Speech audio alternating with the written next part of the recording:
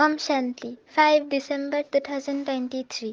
मीठे बच्चे, कल्याणकारी बाप अभी तुम्हारा ऐसा कल्याण कर देते हैं जो कभी रोना ना पड़े। रोना अकल्याण व देहाभिमान की निशानी है। प्रश्न, किस अटल भाभी को जानते हुए तुम्हें सदा निश्चिंत रहना है? उत्तर, तुम जानते हो कि इस पुरानी दुनिया का विनाश अवश्य होना है।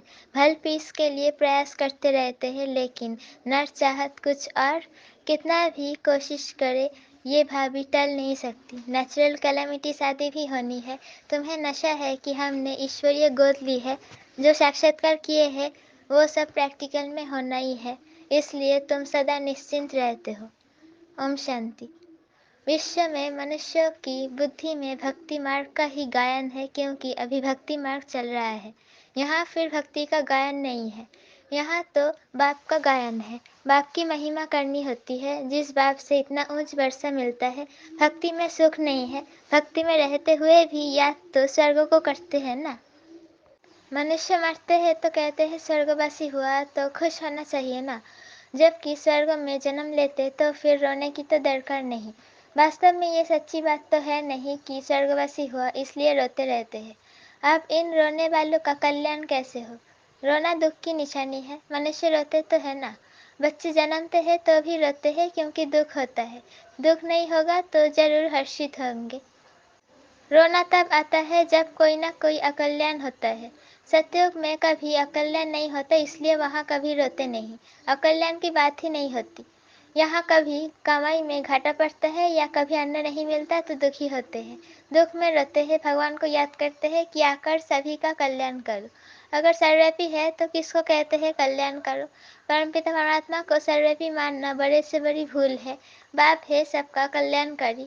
वो एक ही कल्याणकारी है जो जरूर बाप का सबका कल्याण करेंगे। तुम बच्चे जानते हो परमपिता परमात्मा हमेशा कल्याण ही करते हैं।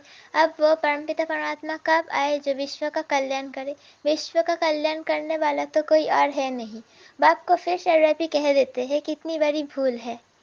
अभी बाप अपना परिचय देकर कहते हैं मन मनोभाव इसमें ही कल्याण है। सत्युग त्रेता में कोई भी हालत में अकल्याण होता नहीं। त्रेता में भी जबकि राम राज्य है तो वहाँ शेर बकरी इकट्ठे जल पीते हैं। हम राम सीता के राज्यों की इतनी स्तुति नहीं करेंगे, क्योंकि 2 कला कम हो जाने से कुछ न कुछ कम मिलता है। हम तो पसंद करते हैं स्वर्ग जो बाप स्थापन करते हैं, उसमें पूरा वर्षा पाए तो बहुत अच्छा है। ऊंचते ऊंच बाप से वर्षा ले हम कल्याण करें। हर एक को अपने कल्याण करना है श्रीमत पर। बाप ने समझाया है, एक है आसुरी संप्रदाय, दूसरा है दैवी संप्रदाय। अभी एक तरफ रावण राज्य है, दूसरी तरफ मैं दैवी संप्रदाय स्थापन कर रहा हूँ। ऐसे नहीं कि सभी अभी दैवी संप्रदाय है। आसुरी संप्रदाय में देवी संप्रदाय बना रहा हूँ। कहेंगे देवी संप्रदाय तो सत्युग में होता है। बाप कहते हैं इस आसुरी संप्रदाय को देवी संप्रदाय भविष्य के लिए बनाता हूँ। अभी है ब्राह्मण संप्रदाय, देवी संप्रदाय बन रहा है। गुरु नानक ने भी कहा है, मनुष्य से देवता किए करत न लागी बर। परंतु कौन से मनुष्य है जिनको देवता बनाएंगे? ये ड्रामा के आदि मध्य अंत को तो जानते नहीं। सृष्टि के आदि में जो लक्ष्मी नारायण श्रेष्ठाचार्य है वो भी आदि मध्य अंत को नहीं जानते, त्रिकालदर्शी नहीं है। आगे जन्म में त्रिकालदर्शी थे, स्वदर्शन चक्रधारी थे, तब ये राज्यपद पाया है। उन्होंने फिर स्वदर्शन चक्र दे दिया है विष्णु को। तो ये भी समझना है कि स्वदर्शन चक्रधारी ब्राह्मण है तो फिर मनुष्य आश्चर्य खाएंगे। वो तो श्री कृष्ण को भी कह देते, विष्णु को भी कह देते। ये तो जानते नहीं है कि विष्णु के 2 रूप लक्ष्मी नारायण है। हम भी नहीं जानते थे। मनुष्य तो हर एक बात में कह देते हैं भावी। जो होने वाला है उसका कोई टल नहीं सकता है। ये तो पहले ड्रामा है। पहले पहले बाप का परिचय दे या ड्रामा का राज समझे। सो भी जब बाबा की याद हो पहले पहले बाप का परिचय देना चाहिए। बेहद का बाबा शिव बाबा तो मशहूर है, रुद्र बाबा भी नहीं कहते, शिव बाबा नामीग्रामी है। बाप ने समझा है कि जहाँ जहाँ भक्त है उन्हों को जाकर समझाओ। अखबार में पढ़ा था, मनुष्य कहते हैं कि हिमालय की इतनी मल्टी मिलियन एज है। अब हिमालय की कोई आयु होती है क्या? वो तो सदैव है ही। हिमालय कभी गुम होता है क्या? ये भारत भी अनादि है, कब रचा गया उसकी एज नहीं निकाल सकते। वैसे हिमालय के लिए भी नहीं कह सकते कि ये कब से है। ये हिमालय पहाड़ की आयु गिनी नहीं जाती। ऐसे नहीं थोड़े ही कहेंगे कि आकाश की व समुद्र की आयु इतनी है। हिमालय की आयु कहते हैं तो समुद्र की भी बताए, कुछ भी जानते नहीं। यहाँ तो तुमको बाप से वर्षा पाना है, यह है ईश्वरीय फैमिली। तुम जानते हो बाप का बनने से स्वर्ग के मालिक बनते हैं। एक राजा जनक की बात नहीं, जीवन मुक्ति में अथवा राम राज्य में तो बहुत होंगे ना। सबको जीवन मुक्ति मिली होगी, तुम सेकंड में मुक्ति जीवन मुक्ति पाने का पुरुषार्थी हो। बच्चा बने हो, मम्मा बाबा कहते हो जीवन मुक्ति तो मिलेगी ना। समझ सकते हैं, प्रजा तो ढेर की ढेर बनती जाती है, दिन प्रतिदिन प्रभाव निकलना है ना। ये धर्म की स्थापना करना बड़ी मेहनत है। वह तो ऊपर से आकर स्थापना करते हैं, उनके पीछे भी ऊपर से आते जाते हैं। यहाँ तो एक एक को राज्य भाग्य पाने का लायक बनना पड़ता है। लायक बनना ना बाप का काम है। जो मुक्ति जीवन मुक्ति के लायक थे, सबको माया ने नालायक बना दिया है। 5 तत्व भी नालायक बने हैं, फिर लायक बनाने वाला बाप है। तुम्हारा भी सेकंड सेकंड जो पुरुषार्थ चलता है, समझते हैं कल पहले भी फलाने ने ऐसा ही पुरुषार्थ किया था। कोई आश्चर्यवत भागंती हो जाते हैं, फाड़कती दे देते हैं। प्रैक्टिकल देखते रहते हैं, ये भी समझते हैं विनाश सामने खड़ा है। ड्रामानुसार सबको एक्ट में आना है। नर चाहत कुछ और, ईश्वर चाहत कुछ और। वो चाहते हैं पीस हो, परंतु भाभी को तो तुम बच्चे जानते हो। तुमने साक्षात्कार किया है। वो भल कितना भी माथा मारे कि विनाश ना हो, परंतु ये भाभी टल नहीं सकती। अर्थक्वेक नेचुरल कैलेमिटीज होगी, वो क्या कर सकते। कहेंगे ये तो गॉड का काम है। तुम्हारे में भी बहुत थोड़े हैं जिनको इतना नशा चढ़ता है और याद में रहते हैं। सब तो परिपूर्ण नहीं बने हैं। तुम जानते हो ये भाभी टलने की नहीं है। अन्न नहीं है, मनुष्य रहने के लिए जगह नहीं है, 3 पैर पृथ्वी के भी नहीं मिलते। तुम्हारा ये है ईश्वरीय परिवार, माता पिता और बच्चे। बाप कहते हैं मैं बच्चों के आगे ही प्रत्यक्ष होता हूँ, बच्चों को सिखाता हूँ। बच्चे ही कहते हैं हम बाप के मत पर चलते हैं। बाप भी कहते हैं मैं बच्चों को ही सम्मुख आकर मत देता हूँ, बच्चे ही समझेंगे। नहीं समझते हैं तो छोड़ो, लड़ने की कोई बात नहीं। हम परिचय देते हैं बाप का। बाप कहते हैं मुझे याद करो तो विकर्ण विनाश होंगे, और सुदर्शन चक्र को याद करो तो चक्रवर्ती राजा बनेंगे। मनमोहन मध्याजी भव का अर्थ भी ये है।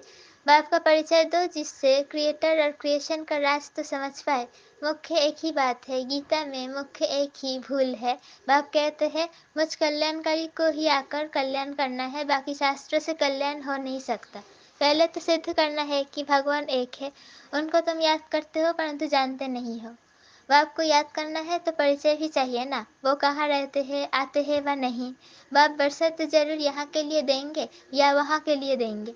बाप तो सम्मुख चाहिए। शिवरात्रि भी मनाते हो। शिव तो सुप्रीम फादर है सब आत्माओं का। वो रचता है, नई नॉलेज देते हैं। सृष्टि चक्र के आदि मध्य अंत को वो जानते हैं।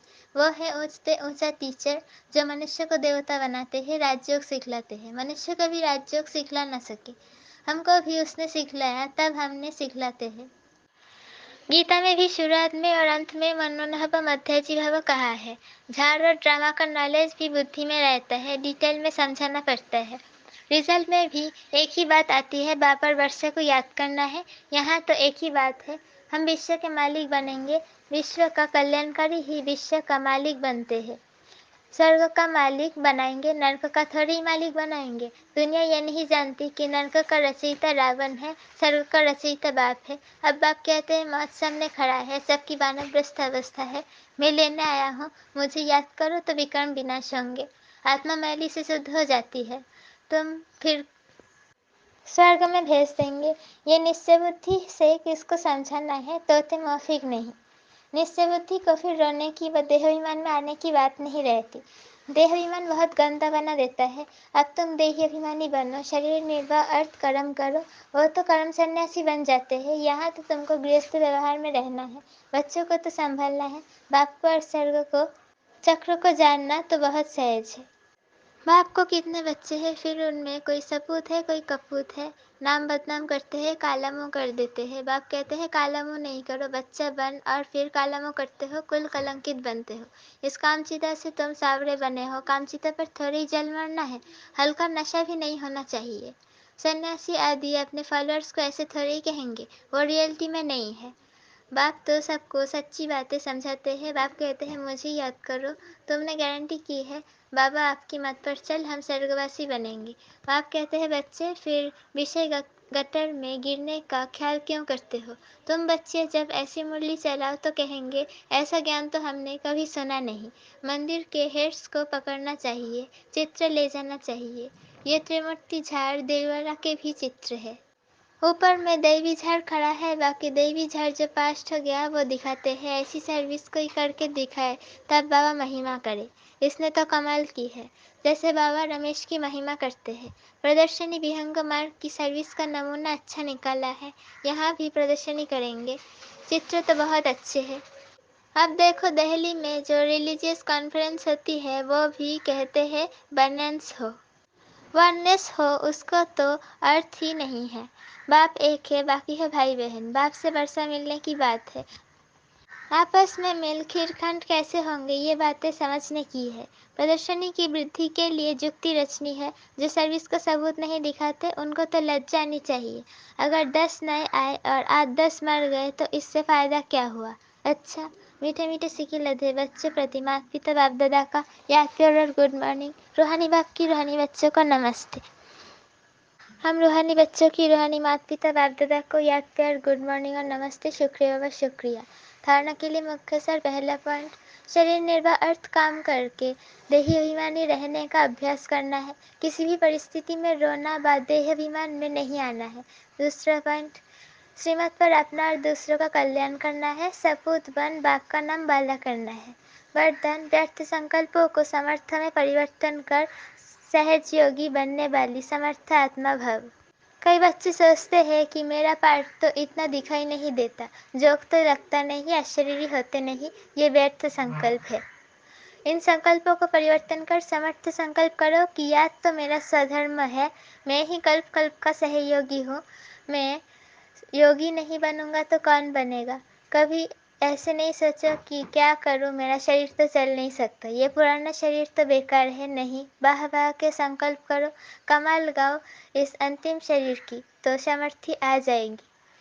स्लोगन, शुभ भावनाओं की शक्ति दूसरों की व्यर्थ भावनाओं को भी परिवर्तन कर सकती है। शुभ भावनाओं की शक्ति दूसरों की व्यर्थ भावनाओं को भी परिवर्तन कर सकती है। ओम शांति।